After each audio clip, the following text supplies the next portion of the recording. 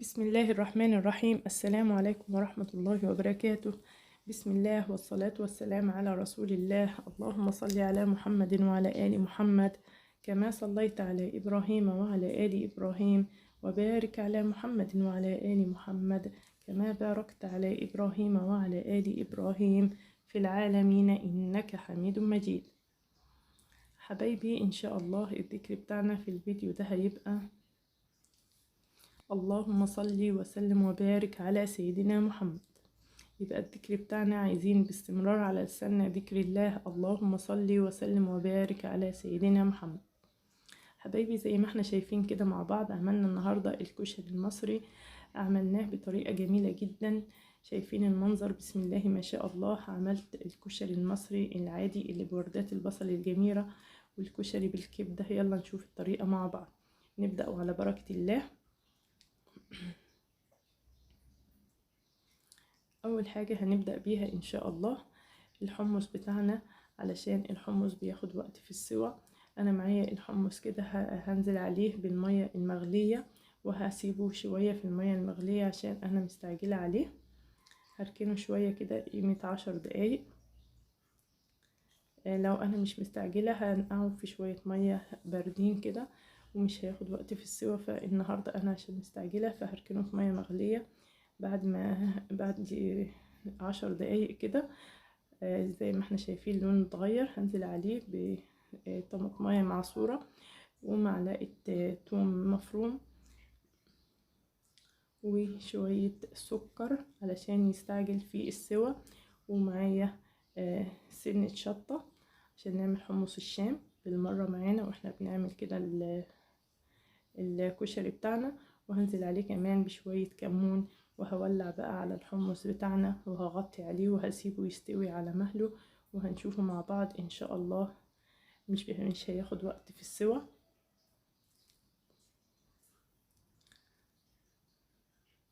كده هسيبه بقى على النار وهسيبه على اول حاجة على نار هادية كده مع نفسه. هعمل بقى معاكم العيش المقرمش بتاع الكشري الجميل. معايا العيش البلدي العادي خالص دوت. همسك اقطع العيش كده مثلثات زي ما احنا شايفين مع بعض بطريقة سهلة جدا. بالمقص كده بقصه، وهدخله بعد كده الفرن يتحمص. مش بياخد وقت في التحميص وبيبقى جميل جدا، بيتقدم مع الكشري بتاعنا. بعد ما قطعته بالطريقة دي هدخله بقى الفرن وهسيبه مع نفسه، وهروح اشوف حاجة تانية هنعملها. هجيب بقى معايا البصل.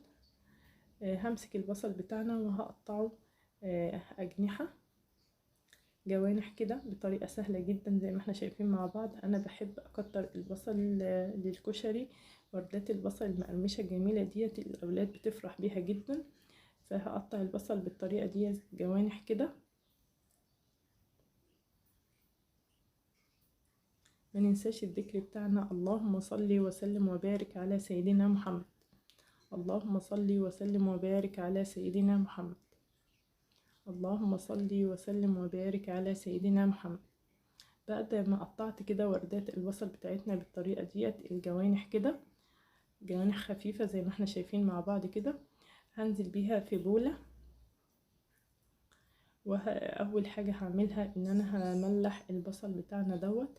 هنزل عليه بشوية ملح وشوية فلفل اسمر علشان لما يستوي الملح البصل بتاعنا يبقى طعمه حلو كده. هبدأ اقلبه بقى في الملح والفلفل بالطريقة دي.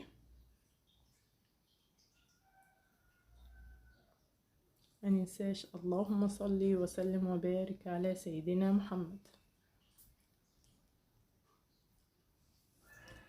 وبعد ما قلبنا البصل بتاعنا بالملح والفلفل كده كويس، هنزل عليه بمعلقة دقيق، معلقة كبيرة دقيق ومعلقة نشا.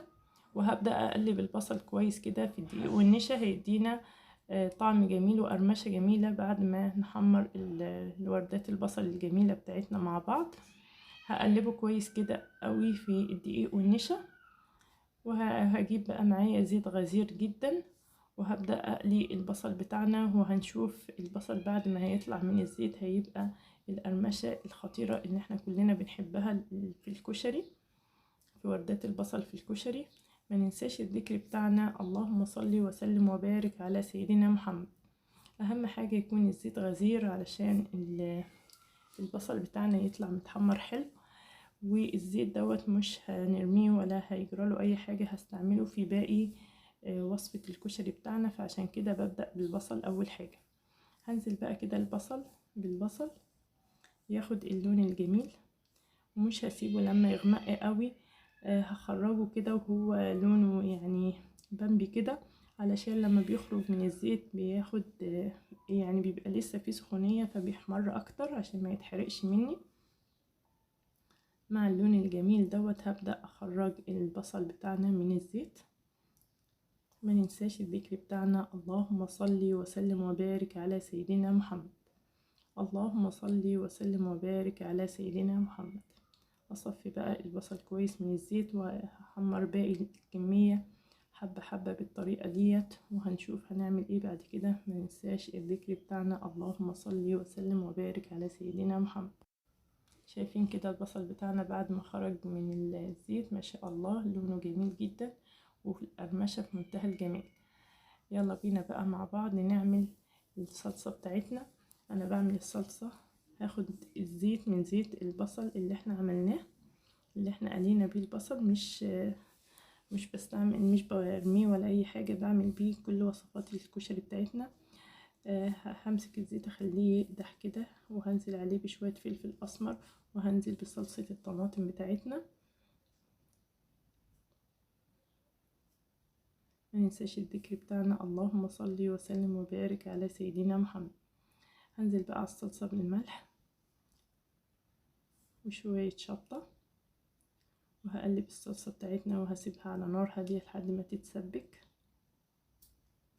وصلصة الكشري بتبقى نص تسبيكة، ما بتبقاش تسبيكة كاملة.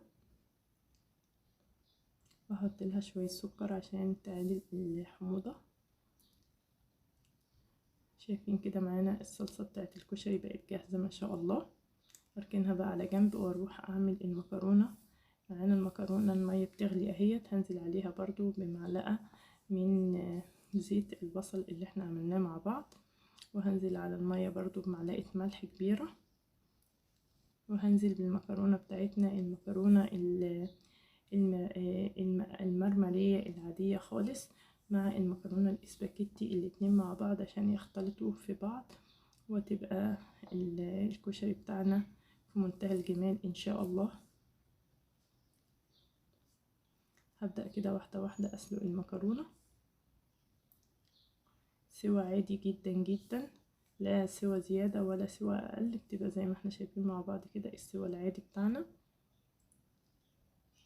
وهبدأ اشطفها، وبعد ما اشطفها اضيف لها شوية زيت علشان تبقى مفرولة كده ما تلزقش في بعضها. شايفين كده بعد ما سلقناها هنزل عليها برضو بشوية زيت من بتاع البصل اللي هيفضل معانا لحد الاخر ان شاء الله، نكمل بيه وصفة الكشري بتاعتنا. هقلبها كده في الزيت علشان خاطر تبقى مفرفرة زي ما احنا شايفين كده مع بعض، ما تعجنش. وما ننساش الذكر بتاعنا، اللهم صل وسلم وبارك على سيدنا محمد. نروح بقى على العدس بجبة. معايا العدس غسلته كويس، وهنزل عليه بشوية كمون وشوية ملح، والمية يدوبك مغطياه بالمية كده، وهسيبه على النار لما يستوي. شايفين ما شاء الله بعد ما استوي ما اخدش معانا وقت في السوا وبقى جاهز. كده بقى هنروح مع بعض. معايا حلة فاضية هنزل فيها برضو بالزيت برضو من بتاع البصل بتاعنا، وهعمل الرز بتاعنا بتاع الكشري. هنزل كده بكوباية شعرية، وهبدأ احمر الشعرية كويس في الزيت. زيت البصل بيفضل معانا لحد اخر حباية فيه، مش بفرط فيه خالص، يعني مش بضيع حاجة، فبيبقى طعمه جميل جدا. كمان زيت البصل حتى في الرز بيبقى طعمه جميل جدا. هحمر بقى الشعرية بتاعتنا تاخد اللون البامبي الجميل كده، مش هغمقها. وهنزل بقى عليها بالرز المغسول ومتصفي كويس. هبدأ اقلبه كويس كده مع الشعرية،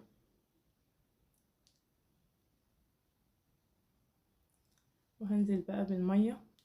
يستحسن لو المية مغلية بس انا هنزل بميه ساقعه علشان ما كانش لسه في عين على البوتاجاز فاضيه ان انا اغلي ميه، فهنزل بميه كده ساقعه مش مشكله، فبيستوي برضو بيبقى حلو جدا.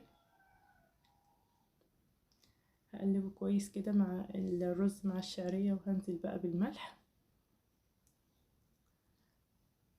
وهغطي بقى الرز بتاعنا وهسيبه لما يتشرب كويس.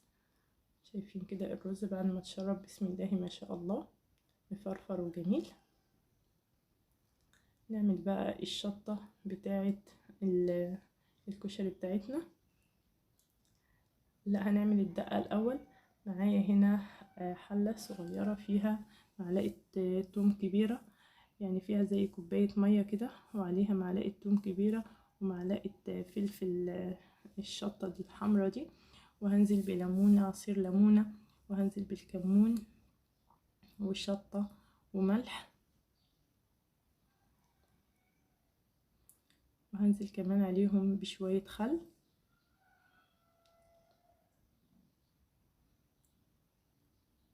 وهنعمل الدقة بتاعتنا، هحطها بقى على النار تغلي غلوة واحدة بس، وهرفعها من على النار، وتبقى كده الدقة بتاعتنا بقت جاهزة. يبقى معايا كوباية مية او كوبايتين مية على حسب ما احنا عايزين الكمية، وهنزل عليها بمعلقة توم ومعلقة فلفل احمر وملح وكمون وشطة وليمون وخل، ونغلي الدقة غلوة واحدة كده ونرفعها من على النار وتبقى جهزت ما شاء الله. نعمل بقى الشطة بتاعتنا بتاعت الكشري الجميلة. ما هاخد بقى معلقة كبيرة من الصلصة اللي احنا عملناها للكشري، وهزود عليها معلقة سكر، معلقة صغيرة سكر، وهنزل برضو بمعلقة من هريسة الشطة بتاعتنا الفلفل الأحمر ديت. هنزل بقى بمعلقة كبيرة كده من هريسة الشطة، وهنزل بمعلقة شطة حمرا، وهبدأ أقلب الصلصة بتاعتنا ما شاء الله الشطة بتاعتنا، وهتبقى كده جاهزة الشطة، ونبدأ نجهز الطبق بتاعنا مع بعض. هنزل بقى بالمكرونة بتاعتنا الجميلة اللي احنا سلقناها مع بعض. افرد كده المكرونة واحدة واحدة في الطبق، وبعد كده هنزل عليها بالرز المفرفر الجميل اللي عملناه مع بعض. افرد الرز كده برضو،